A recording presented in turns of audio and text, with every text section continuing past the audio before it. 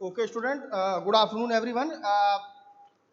जो यूनिट हम लोगों ने स्टार्ट किया है वो low power CMOS VLSI circuit का हम लोगों ने स्टार्ट किया है। इसमें पिछली वाली क्लास में हम लोगों ने पावर डेसिपेशन देखा था, सीमॉस सर्किट में कितने तरह के पावर डेसिपेशन होता है, उसको आगे हम लोग कंटिन्यू करेंगे। तो low power CMOS VLSI circuit में हम लोगों ने क्या क्या देखा है, तो need for low power VLSI chip.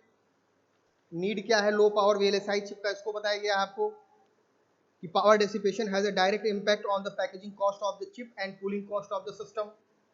और भी कई सारी चीजें हम लोगों ने इसमें देखा है, need for a low power VLSI chip. उसके बाद हम लोगों ने देखा ओवरव्यू ऑफ पावर कंजम्पशन कि कितने तरह के पावर कंजम्पशन होते हैं। तो 3 तरह के पावर कंजम्पशन बताया गया, एक तो डायनेमिक पावर कंजम्पशन, दूसरा शॉर्ट सर्किट पावर कंजम्पशन और third one is the leakage power consumption. और एक फोर्थ तरह का बताया गया कि अदर देन सीमॉस अगर गेट है और डायरेक्ट कनेक्शन है between the source, between the continuous current path between the power supply and ground, and fourth static power component should also be considered। तो डायनेमिक पावर डिसिपेशन के बारे में देखा गया, तो उसमें थोड़ा सा इसका डेरिवेशंस देखा जाए स्टूडेंट कि कैसे इसमें होता है। इक्विवेलेंट सर्किट था, उसमें बताया गया था चार्जिंग और डिस्चार्जिंग ऑफ द कैपेसिटर। तो इसको थोड़ा सा देखते हैं कैसे चार्जिंग और डिस्चार्जिंग होता है।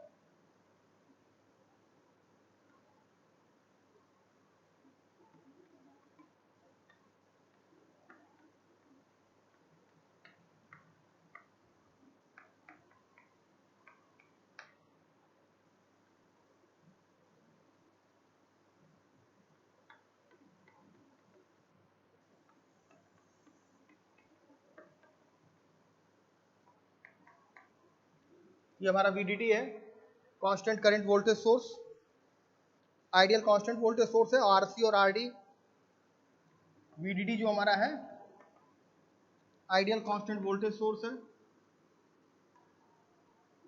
Ideal constant voltage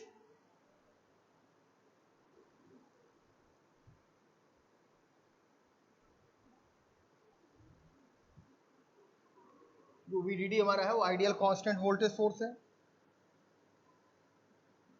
RC and RD is the resistance of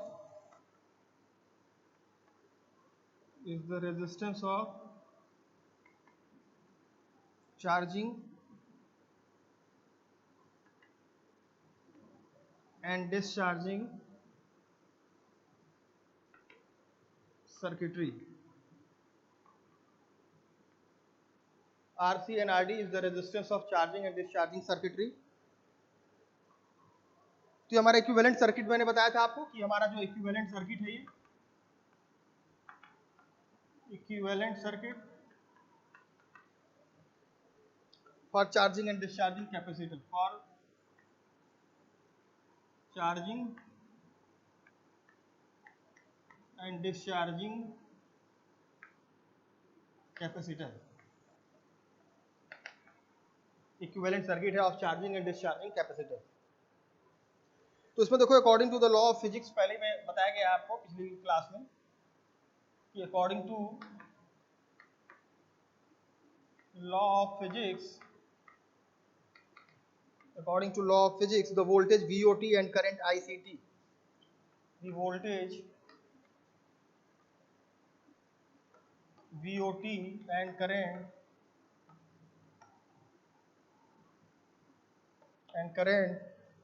ICT, इसमें जो करंट जाएगा ICT of a capacitance CL, of a capacitance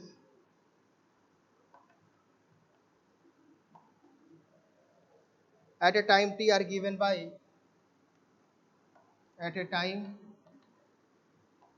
t are given by, तो ICT is equal to CL dVO upon dt। ये current हो गया, law of physics है, current flowing through this capacitor CL। कैसे निकालते हैं, तो जनरल फॉर्मूला है current flowing I is equal to dQ upon dt से हम निकाल सकते हैं, dQ अपॉन dt, और Q is the C into V। Rate of flow of charge is known as current, और Q की जगह C इंटू V पुट कर देंगे। तो C कांस्टेंट है, चूंकि लोड कैपेसिटेंस है तो इसकी वैल्यू कांस्टेंट बाहर ले लेंगे, और d by D T of V यानी rate of change of output voltage with respect to time t at any time t during the charging cycle from time t1 t0 to t1 during the charging cycle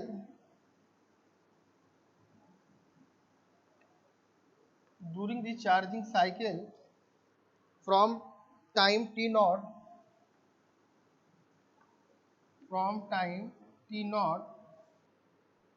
to t1 the energy Eg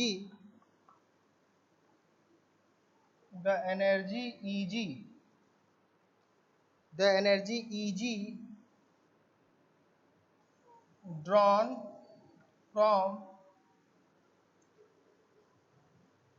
from the voltage source is।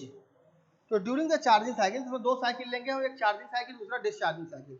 तो during the charging cycle from time t0 to t1 the energy Eg energy है draw किया जा रहा है from the voltage source.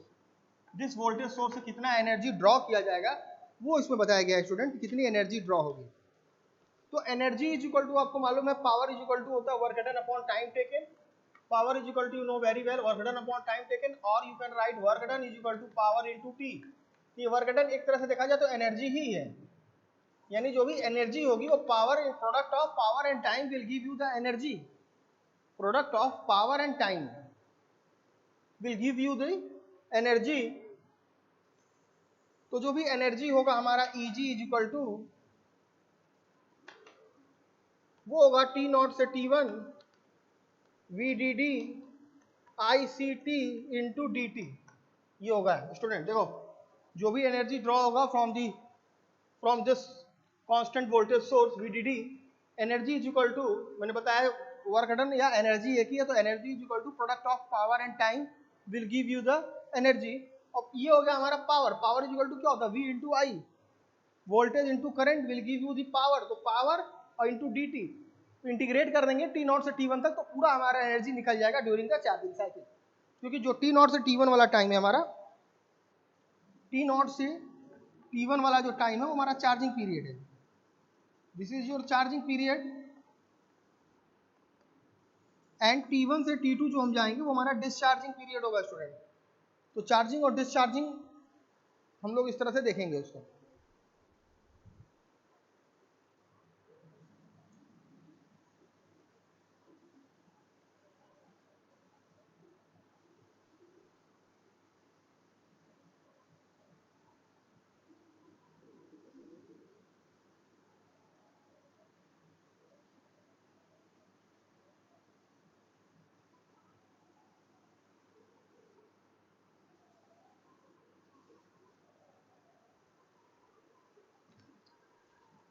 तो ये इसमें देखो पावर इज इक्वल टू क्या हमारा होता है, work done upon time taken, या work done is equal to power into time, यानी वर्क डन या एनर्जी एक तरह से देखा जाए, इसकी भी यूनिट जूल होती है, एनर्जी की भी यूनिट जूल होती है।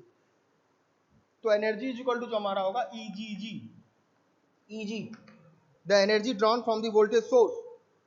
तो Eg is equal to, integrate कर देंगे चार्जिंग साइकिल के समय, और VDD और इंटू ICT और dt, ये फॉर्मूला हो जाएगा हमारा। और इसमें एक चीज लिखना पड़ेगा आपको, initially the capacitor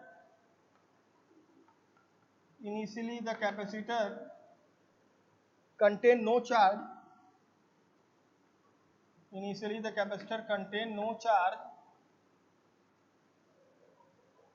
and the voltage across its terminal is 0, and the voltage across its terminal is 0। Initially क्या होगा, कैपेसिटर में कोई चार्ज स्टोर नहीं होगा, और जो वोल्टेज होगा across its terminal is 0, that is we can write like this, Vc T0 is equal to 0। Vc T0 means what, voltage across capacitor, voltage across the terminal of the capacitor at time t is equal to t0 is equal to 0, because initially capacitor contain no charge, जब कोई charge नहीं होगा तो voltage नहीं होगा, जब charge store होगा तो वोल्टेज टर्मिनल पे होगा। तो initially the capacitor contain no charge, therefore the voltage across its terminal is 0। और दूसरा इसमें एज्यूम करेंगे कि assume that capacitor is fully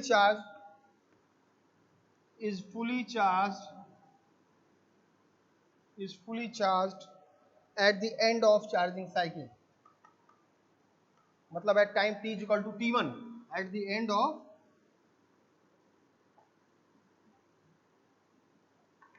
end of charging cycle, that is Vc t1 is equal to VDD। देखो ये Vc है time t is equal to t0 initially है at the charging time of the capacitor, क्योंकि मैंने बताया t0 से t1 जो हमारा वो चार्जिंग साइकिल है, चार्जिंग पीरियड है।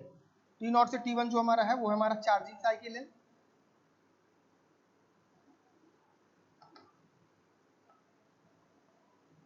और t1 से t2 हमारा डिस्चार्जिंग साइकिल है।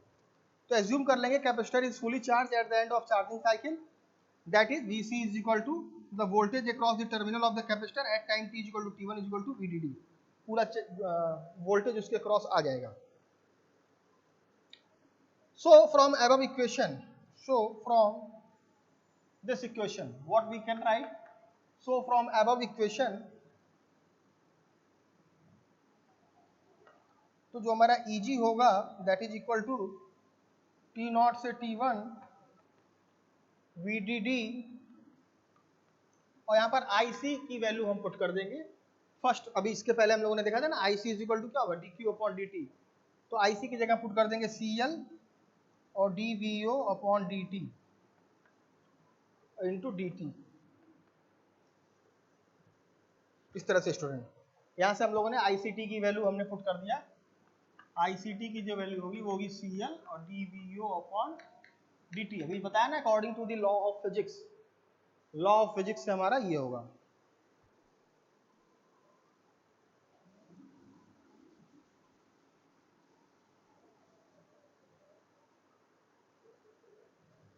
तो देखो क्या होगा, Eg इज इक्वल टू जो हमारा होगा, इसमें हम क्या करेंगे CL और VDD कांस्टेंट इसको बाहर ले लेंगे, CL और VDD कांस्टेंट बाहर ले लेंगे, CL VDD कांस्टेंट बाहर ले लेंगे और इंटीग्रेशन करेंगे T0 से T1 और dVO upon dt into dt। तो dt से dt कैंसिल अगर हो जाएगा तो हमारा देखो Eg जो हमारा होगा वो होगा CL VDD,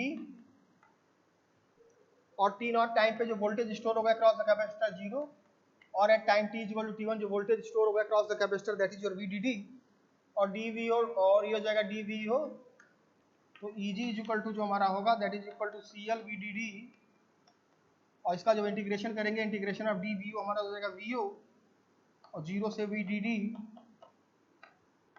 तो हमारा एनर्जी होगा वो होगा CL VDD और VDD माइनस 0, तो Eg जो हमारा होगा वो होगा CL VDD का square. It means what, this is the energy drawn from the voltage source. तो Eg की वैल्यू जो हमारी आ गई वो होगी CL VDD स्क्वायर। स्टूडेंट इसको नोट कर लो।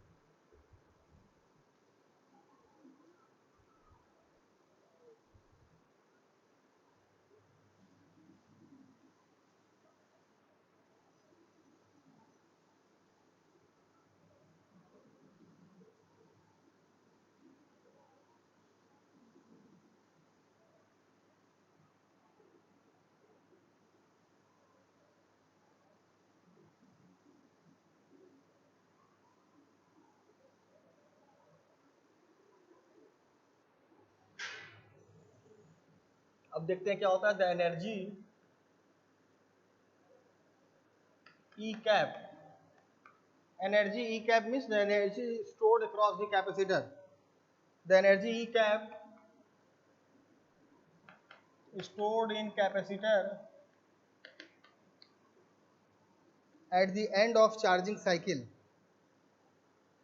at the end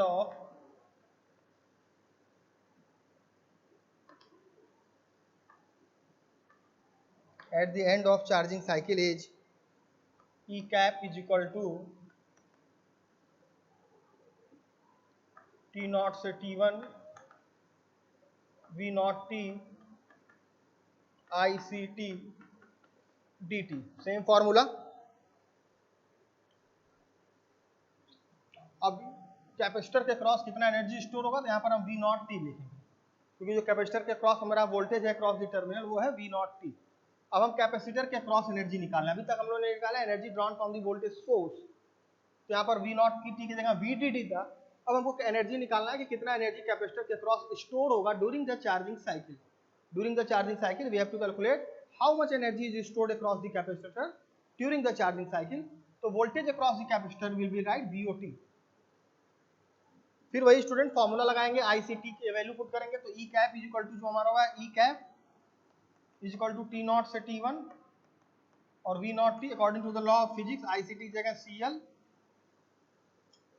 और dVO upon dt into dt। तो यहाँ पर स्टूडेंट होगा E cap is equal to, और ये T नॉट से T1 हमारा हो जाएगा 0 से VDD, CL हम बाहर ले लेंगे, कांस्टेंट है, CL बाहर हो जाएगा, और ये हो जाएगा V नॉट T और dt से dt कैंसिल हो जाएगा, तो हो जाएगा dVO T। तो हमारा E कैप जो होगा वो हो जाएगा CL, और जब इसका इंटीग्रेशन कर देंगे तो VO स्क्वायर अपॉन 2 और लिमिट 0 से VDD लगाएंगे।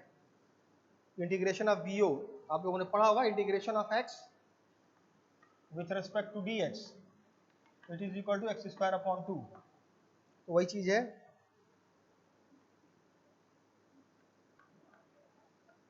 अब यहाँ पर अपर लिमिट पुट करेंगे तो VO की जगह VDD स्क्वायर अपॉन 2 और माइनस लोअर लिमिट पुट करेंगे तो 0, यानी जो एनर्जी स्टोर हो गया cross the capacitor E cap is equal to CL VDD square upon 2।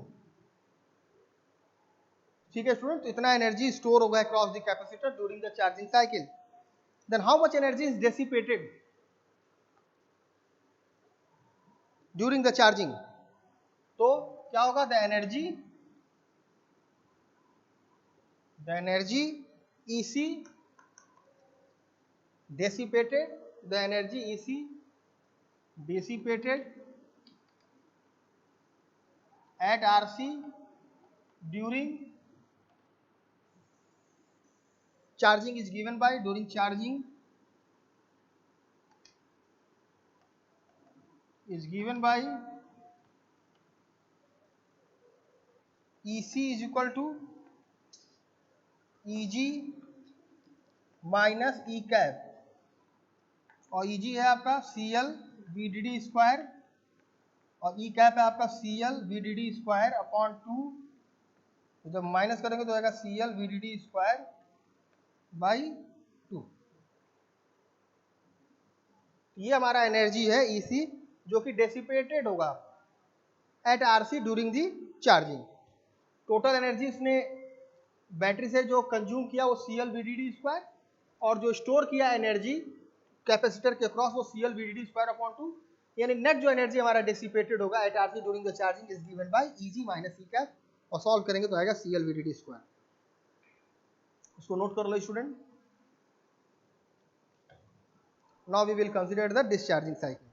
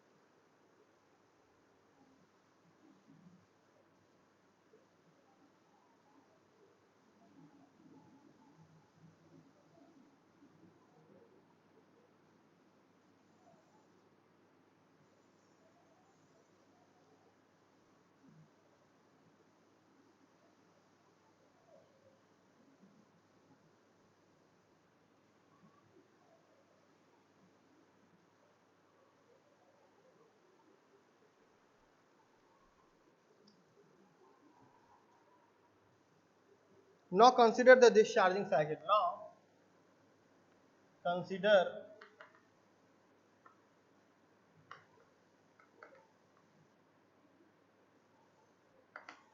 Now consider the discharging cycle from T1 to T2,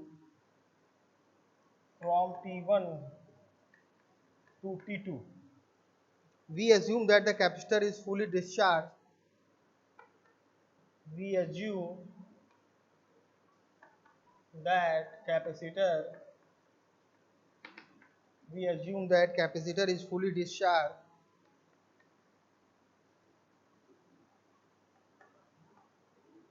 We assume that capacitor is fully discharged, that is V naught T1 is equal to VDD and V naught T2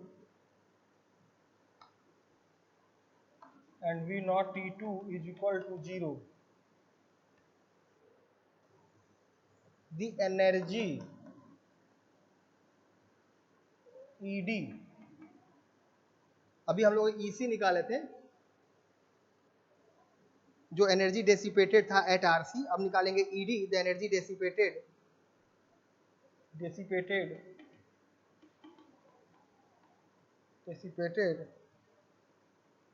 in the discharge resistor RD, in the discharge resistor RD. अभी हम लोगों ने निकाला है EC, the energy dissipated at RC. Energy कितना dissipated होगा at RC. अब निकालना है the energy dissipated in RD. ठीक है, तो ED जो हमारा होगा energy dissipated in the RD, discharge resistor, और EC जो है एनर्जी डेसिपेटेड इन RC, मतलब चार्जिंग रेजिस्टर. तो दो रेजिस्टर है, चार्जिंग एंड डिस्चार्जिंग रेजिस्टर. तो ED इज इक्वल टू जो हमारा होगा that is equal to T1 से T2, वही formula V not T ICT dt, या ED is equal to minus CL VDD से 0 और V नॉट T dV, या इसको जब सॉल्व करेंगे तो ED की वैल्यू आ जाएगी हमारी 1/2 CL VDD का square.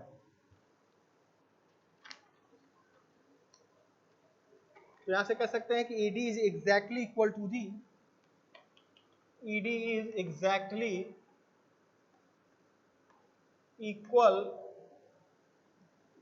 Energy stored in the capacitance. ED is exactly equal to the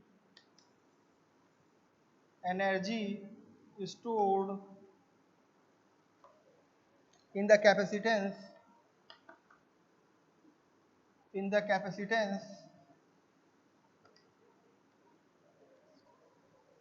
at the beginning of the discharging cycle. At the beginning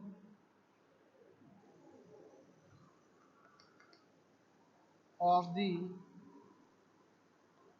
discharging cycle,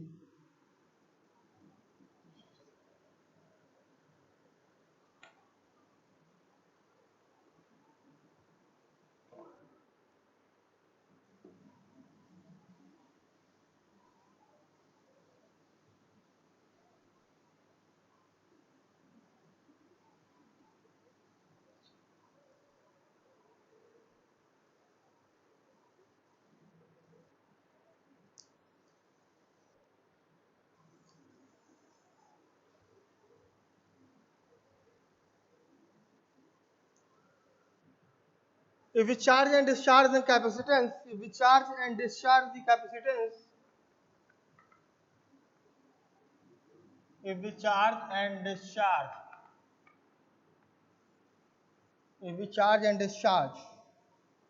the capacitance,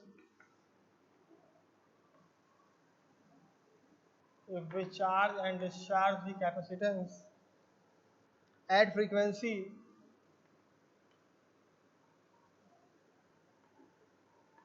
FCLK, clock frequency, the power dissipation of the system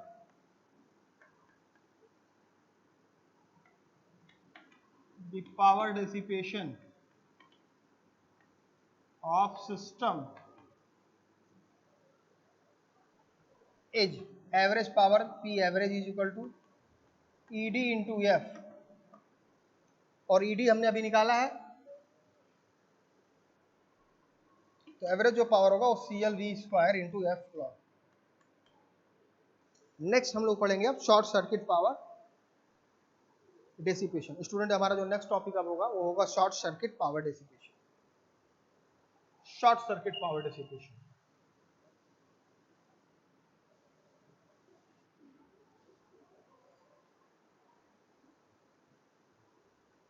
दूसरा जो हमारा है वो है short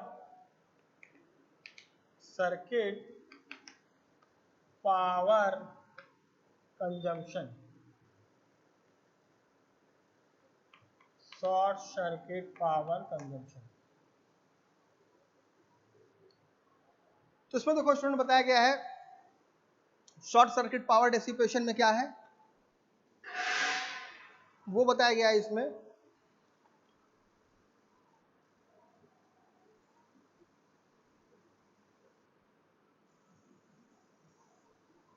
तो इसमें बताया गया the switching power dissipation is purely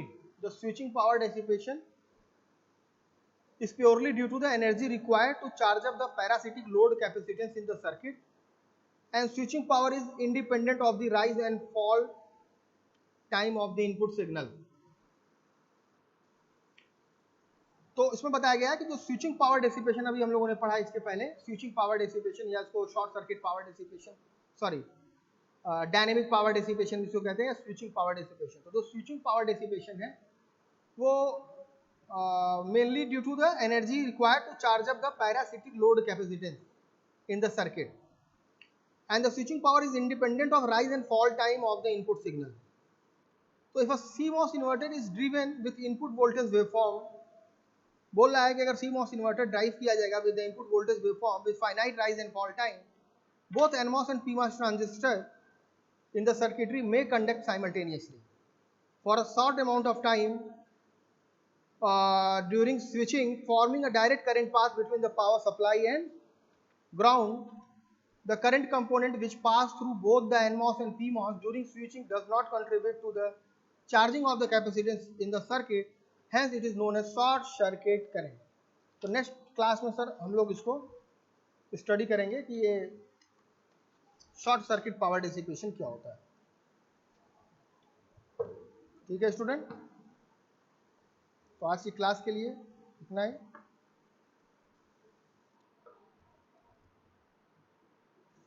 और आप लोग इसको देख लीजिएगा, जितने भी ओवरव्यू ऑफ पावर कंजम्पशन में जो तीनों हैं, अभी इसके बाद एक और आएगा लीकेज पावर डेसिपेशन, उसको देख लीजिएगा। और भी इसमें कई सारे टॉपिक हैं, नेक्स्ट टर्न पे हम लोग इसको कुछ और टॉपिक है जिसको हम लोग स्टडी करेंगे।